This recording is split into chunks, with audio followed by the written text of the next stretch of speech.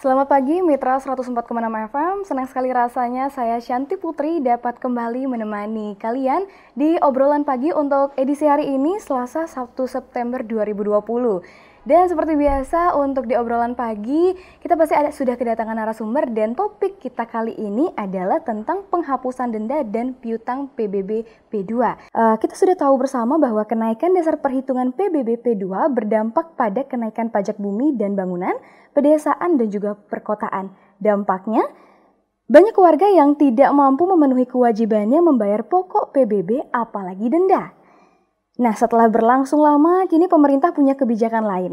Kebijakan apakah gerangan? Untuk menjawab pernyataan dan juga pertanyaan tersebut, kita di sini di Studio Gempol 38 sudah hadir narasumber kita yaitu Kepala Badan Pengelolaan Keuangan dan Pendapatan Daerah Kabupaten Buleleng, ada Bapak DRS Gede Sugiarta Widyada MSI. Selamat pagi Bapak. Selamat pagi Dek Santi, selamat pagi pemirsa Radio Guntur dimanapun berada. Om Swastiastu, Om Swastiastu. Salam sejahtera selalu. Iya, salam sejahtera selalu ya Bapak ya. Bagaimana kabarnya Bapak? Baik. Baik ya, walaupun ada banyak pertanyaan mengenai pajak ini harus tetap baik harus tetap seperti semangat, itu. harus tetap optimis Yes. untuk pembangunan Buleleng berkelanjutan. Iya, betul sekali Pak ya. Nah, mengenai pernyataan tadi Pak ya, mungkin yang pertama yang ingin saya tanyakan terlebih dulu, untuk tahun ini berapa target pendapatan asli daerah PAD dari PBB P2 ini Bapak?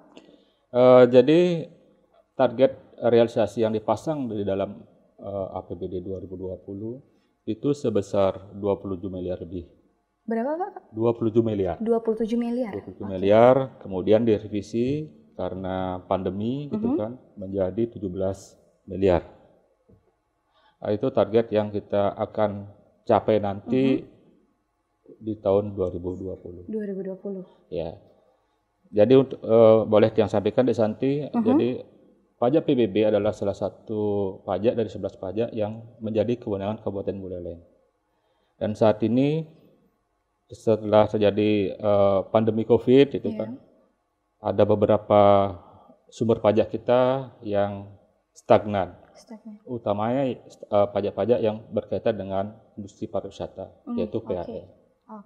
Itu setelah pandemi, setelah bulan Maret, itu mengalami penurunan yang cukup drastis. Makanya seluruh sektor pajak pendapatan, termasuk pajak di dalamnya, itu mengalami koreksi terhadap targetnya, termasuk juga PBB.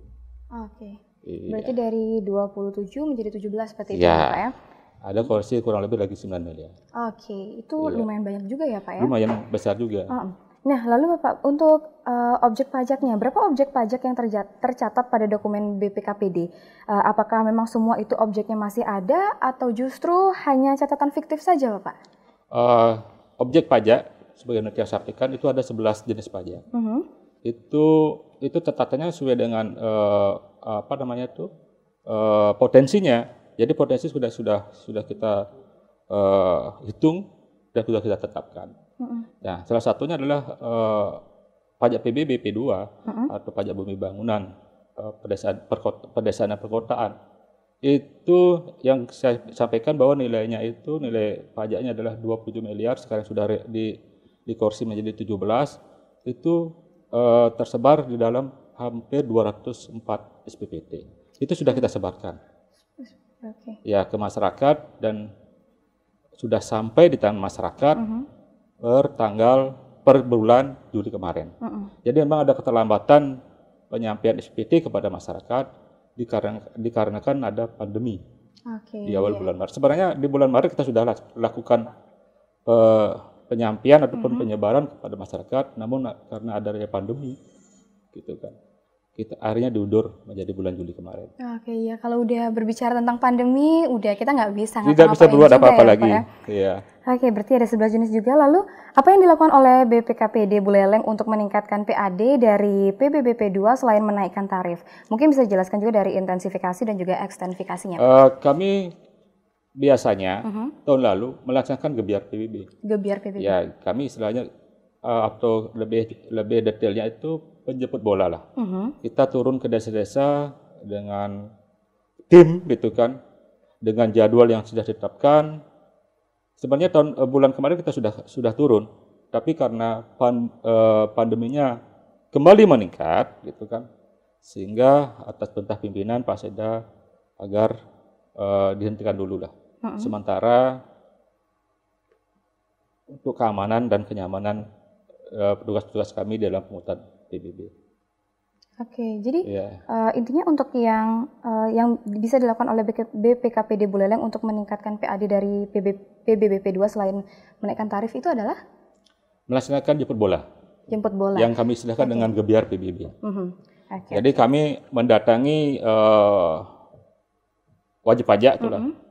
Kemarin kami sudah adakan istilahnya penjajakan terhadap pegawai dulu khususnya kan sebagai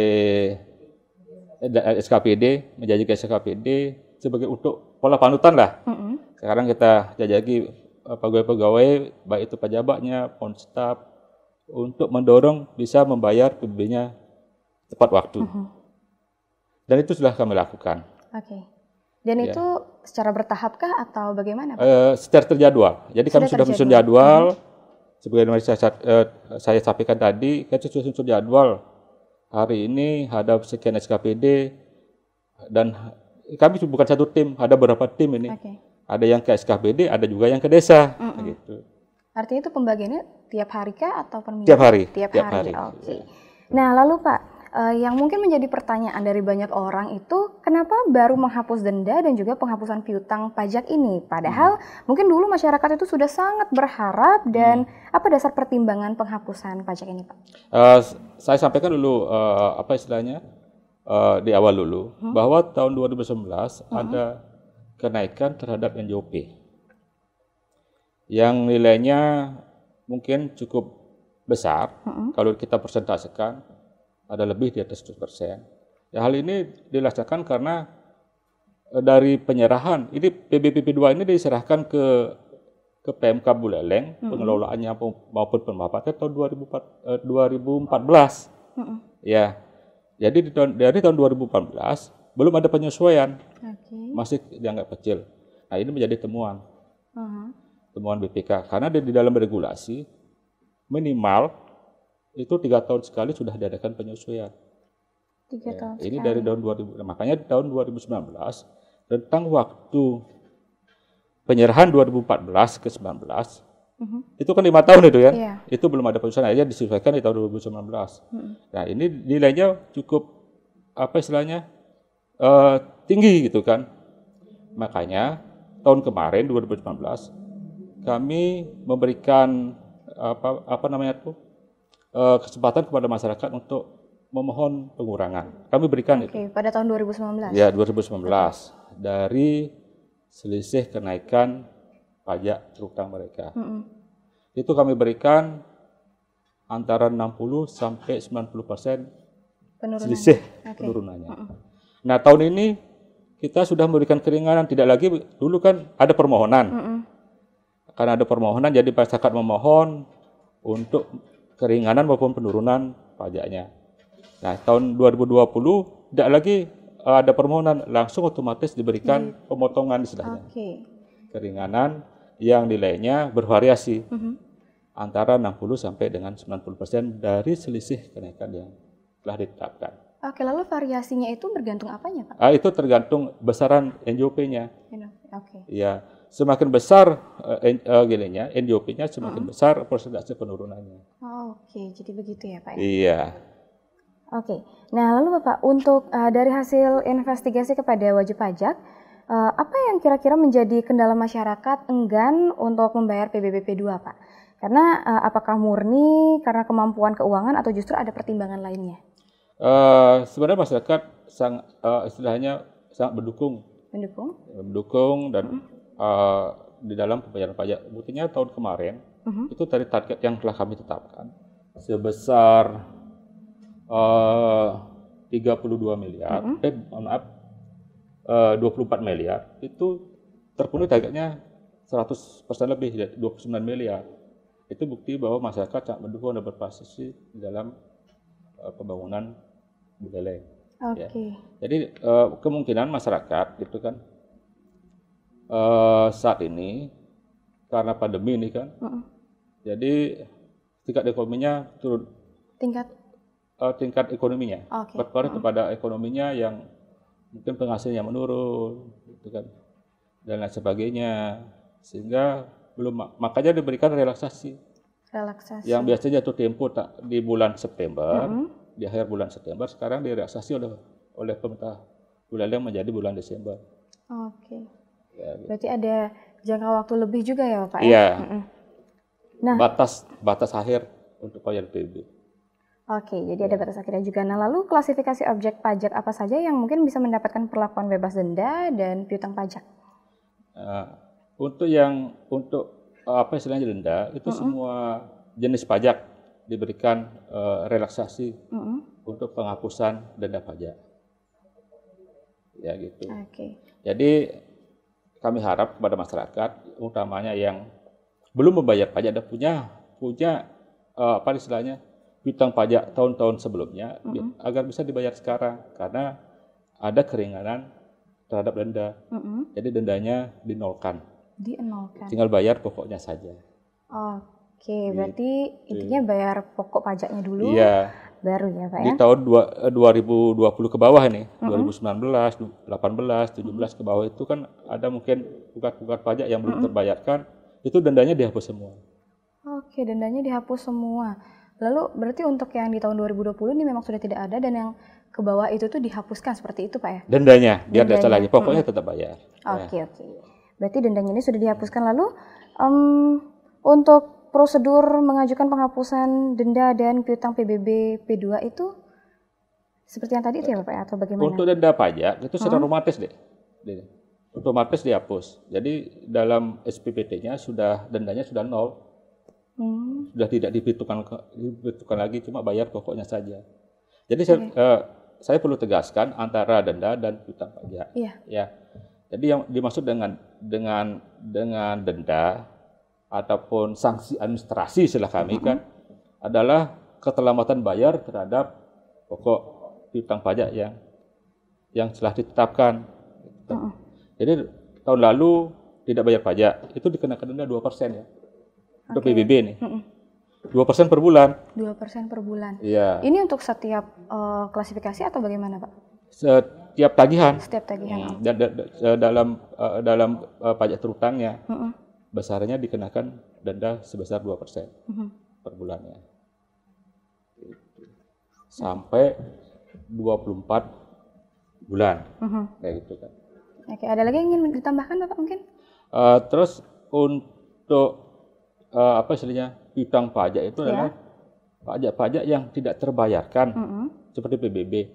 PBB ini kan diserahkan, seperti saya sampaikan, kan diserahkan pengelolaannya dan pembawaannya 2014 kepada Pemkab Buleleng. Nah, di dalam estafet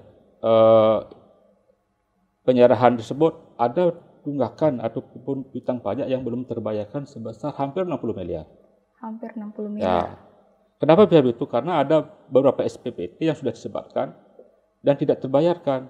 Karena pertama mungkin tidak diketemukan objeknya. Yang kedua, subjeknya juga objeknya ada, tapi subjeknya tidak diketemukan. Banyak. Nah, ini objeknya kan tanah nih, ada bangunan.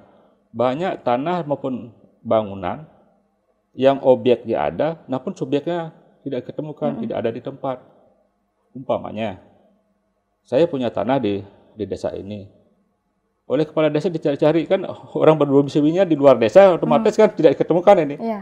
Ini jadi akumulasi tahun per tahun, akhirnya muncul piutang pajak yang begitu besar. Kenapa sampai hampir sekarang 81 miliar piutang pajaknya?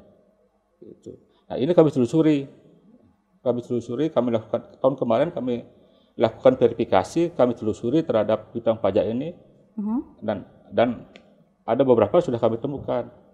Salah satunya ada nop ganda. Satu objek pajak, nopnya 2 diterbitkan. Akhirnya kami hapus 1. Gitu kan, 1 NOP kan, tidak mungkin satu objek pajak harus kena pajak 2 kali kan, tidak boleh itu kan. Ya, kami hapus 1 NOP. Yang kedua, ada juga gini, yang banyak juga ditemukan wajib pajak sudah bayar, namun tidak tercatat, gitu kan. Dan mereka bisa membuktikan bukti-bukti pembayarannya kepada kami hapus utang pajaknya. Oke, kalau sudah bisa memberikan buktinya Ya, seperti itu. ada juga objek pajak yang berubah fungsi. Yang dulu mungkin lahan pertanian maupun perumahan menjadi fasum, menjadi jalan. Yang banyak ditemukan adalah di Kitab. Yang dulu tegalan maupun persawahan berubah menjadi waduk. Waduh, oke. Ya, itu kita hapus. Oke, yang seperti itu ya, Ya, Pak ya. memang kecil kemarin. 2019 sudah kami laksanakan verifikasi. Tahun ini sebenarnya kami akan melakukan verifikasi karena COVID. Nah, ini sudah stagnan dulu, menunggu pulih kembali kondisi kesehatan khususnya di Buleleng. Oke, lagi-lagi karena COVID juga ya. Iya. Oke, kita tidak bisa juga mengambil tindakan apabila COVID ini masih ada saja di sini seperti itu ya, Pak. Iya, karena COVID kita kan tidak bisa berleluasa. Yang pertama kita harus menjaga kesehatan kita dulu, keamanan, kenyamanan kita. Jangan sampai nanti kita laksanakan tugas tapi mengancam kesehatan dan jiwa kita. Dan itu juga pasti akan berpengaruh kepada masyarakat seperti Iya, itu benar. ya, Pak ya. Nah, lalu dulu itu BPKPD itu menitipkan SPPT kepada para lurah ataupun kades, dan apakah hal itu masih dilakukan sekarang, Pak? Mungkin bisa sejauh mana efektivitasnya, mungkin bisa dijelaskan juga, Pak? Oh iya, jadi pola itu kita masih lakukan saat ini. Jadi yang tahu warga masyarakat jelas kepala wilayah, baik itu Perbekal, lurah, maupun kalian Suba, maupun kalian Banjar Dinas, itu yang kami tetapkan pola-pola kerjasama itu kami tetap lakukan saat ini. Jadi kami istilahnya sebarkan SPPT dimaksud kepada Perbekal dan lurah, dan juga kami minta bantuan kepada kalian Banjar Dinas untuk menyampaikan kepada wajib pajak dalam hal ini masyarakat. Tetap pola itu tetap kita laksanakan kerjasama. Berarti ini masih gini ya, masih tetap menitipkan SPPT itu kepada para lurah dan juga kadesnya seperti itu ya, Pak? Masih pola itu. Oke, lalu jika memang PBB itu nihil, Pak ya, apakah wajib pajak itu masih harus melaporkannya atau bagaimana? Jadi begini, PBB yang SPPT yang kami tetapkan itu kan kita tetapkan tidak ada nol. Kalau sudah nol, kami tidak lagi tagih kepada masyarakat. Gitu kan. Tidak ada istilah ya. Nah, selanjutnya juga nih, Pak ya, berarti itu sudah tidak ada seperti itu ya, Pak ya. Lalu bagaimana respon masyarakat setelah ada kebijakan penghapusan denda ini, Bapak? Sementara kami lihat masyarakat sebenarnya sudah banyak yang ingin bayar pajak. Gitu kan. Ada beberapa kepala desa yang maupun lurah yang menghubungi kami untuk bisa istilahnya diadakan gebiar PBB di satu wilayah di desa maupun kelurahan. Tapi karena pandemi gitu kan, kami tangguhkan dulu. Nah, kami juga himbau kepada masyarakat karena sekarang pembayaran kan bisa lewat online. Ya, bisa lewat bank persepsi. Apa sekali saat ini untuk bayar PBB ini bisa lewat GoPay. Ya. Semua sudah canggih ya untuk tahun ini ya, Pak. Tapi kami juga maklumi bahwasanya ada beberapa masyarakat kita yang tidak punya Android dan lain sebagainya, ataupun tidak tahu dengan teknologi ini. Ya, itu yang kami perlakukan dengan cara konvensional, yaitu menjemput langsung ke lokasi di mana wajib ke desa ya. Oke. Lalu apakah kebijakan ini mempengaruhi juga kesadaran masyarakat untuk membayar pajak PBB-nya, Pak? Kalau boleh saya sampaikan di sini sebagai tolak ukur aja. Nah, tahun kemarin kita juga sudah melakukan relaksasi sebenarnya kan. Ada pengurangan itu dari target yang telah kita tetapkan sudah mencapai 100% lebih. 100% lebih? Ya, itu kan kalau boleh Pak, itu kita sebagai tolak ukurnya berarti kan antusias masyarakat kan tinggi terhadap pembayaran PBB, utamanya PBB 2. PBB 2. Iya, pajak pemilihan bangunan. Oke, berarti antusiasnya tetap ada seperti itu tetap ya, Pak? Ada. Nah, sekarang kan kita belum bisa ukur karena SPPT ini baru kita sebar dan sampaikan, sedangkan targetnya untuk sampai dengan bulan Agustus ini baru sampai 70%. Tadi harapannya kan 75, masih kurang 5% lagi. Oke, jadi tinggal 5%-nya lagi Iya. nanti sudah mencapai Iya. 100-nya itu ya Iya, Pak ya? di bulan ketiga ini. Oke, lalu tadi juga sempat disebutkan ada pembayaran secara online. Lalu apa sebelumnya itu sudah dilakukan sosialisasi terkait hal tersebut? Atau mungkin masyarakat itu masih banyak yang datang untuk membayar langsung pajak tersebut Pak? Untuk di daerah perkotaan, itu masyarakat sudah melakukan pembayaran secara online. Baik yang dalam hal ini melalui bank persepsi kami yaitu BPD. Iya. Dan juga terhadap lembaga-lembaga keuangan seperti LPD yang bekerjasama dengan BPD yang ditunjuk oleh BPD untuk menerima PBB. Gitu kan. Dan juga kepada kantor pos. Kantor pos. Iya. Jadi tidak mesti harus langsung ke BPKPD ke kami ataupun kami jemput gitu kan. Jadi pola-pola kerjasama itu sudah kita lakukan melalui bank BPD. Lalu untuk sosialisasinya terkait pembayaran online itu memang sudah sempat sudah selesaikan. Ya. Oke, melalui media sosialnya seperti sudah media itu ya. Jadi kami langsung juga di dalam KBRBB kami sampaikan saat masyarakat bayar juga kan kami pandu juga kan.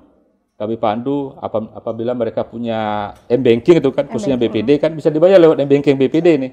Oke. Kita pandu cara pembayarannya seperti apa. Nah, dengan harapan pembayaran nanti dalam tempat ke depan mereka bisa menggunakan secara online. Oke, ke depannya agar bisa juga secara online seperti itu Pak ya. Oke.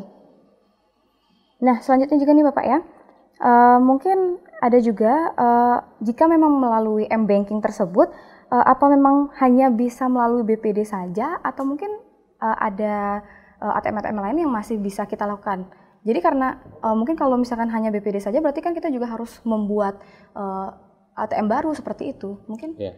Sementara untuk M-Banking hanya pada BPD dulu. Ya. Jadi kan saya bilang kan tidak hanya pada M-Banking tapi bisa juga lewat kantor pos. Bisa juga lewat LPD bagi masyarakat yang tinggal di desa kan di masing-masing desa adat kan ada LPD. Bisa juga lewat LPD. Oke, berarti sementara untuk online-nya, untuk M-Banking-nya masih dengan BPD. Oke, berarti untuk M-Banking sejauh ini masih menggunakan BPD ya. Ya mungkin kedepannya ada rencana lagi untuk menambah channel seperti itu. Boleh ya Pak ya? Boleh. Oke, tidak terasa mungkin kita sudah masuk ke menit ke-30 juga ya Bapak ya. Untuk sesi pertama ini. Nah, untuk Mitra 104,6 FM yang ingin bertanya terkait topik kita kali ini, kami silakan untuk bergabung ke 23455 tapi untuk di sesi kedua nanti. Karena topik ini nampaknya cukup menarik dan ini juga berhubungan kepada masyarakat langsung seperti itu Pak ya. Nah, namun sebelum kita membuka telepon yang masuk untuk ke 23455, kita jeda sejenak dan untuk itu saya kembalikan ke rekan Tias. Silakan.